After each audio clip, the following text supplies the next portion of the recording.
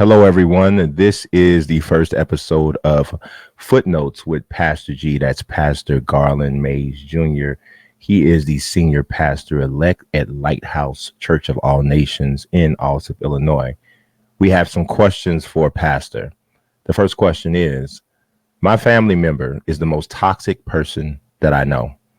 They are blood, but they drain me with every conversation we have. What is your advice for that? Wow, that's a tough question there. I think the first thing that we would have to do is we would have to really define what toxic means. I know a lot of people, think that because you don't get along with somebody or they don't, you know, it could be something simple as their hygiene or something can be offensive or they leave the cap off the toothpaste or something like that. That's not the definition of toxic. Toxic is somebody who is trying to uh, take away like the unity in your household or trying to distract you from the things of God. And when I think about that, I think about ways that you can do it. First of all, you have to understand what it means to be toxic. And then at the same time, when we get offended, we have to also, instead of putting all the responsibility on someone else, we have to take some of that on ourselves. And one of the things that we can take on ourselves is being able to forgive somebody without them even saying that they're sorry.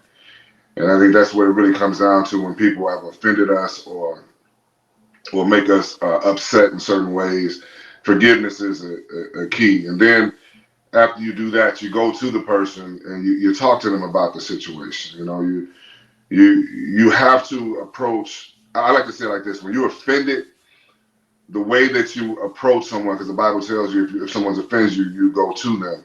But a lot of people misinterpret that and think that you go to somebody with your chest stuck out and you confront them and say you did this and no, the whole motivation behind it has to be restoration.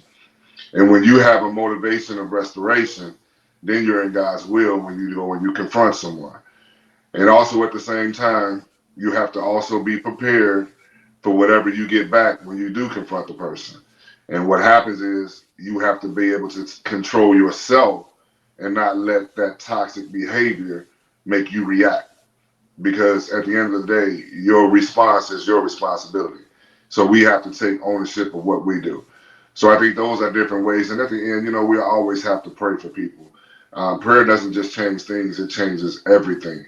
So when you take into your mind that you want to be restored with someone and you want to overcome this toxic spirit that's trying to come upon them, you got to forgive them, first of all, for whatever they did. You go to them, and then at the end, you pray for them, and then God will bring restoration to that situation.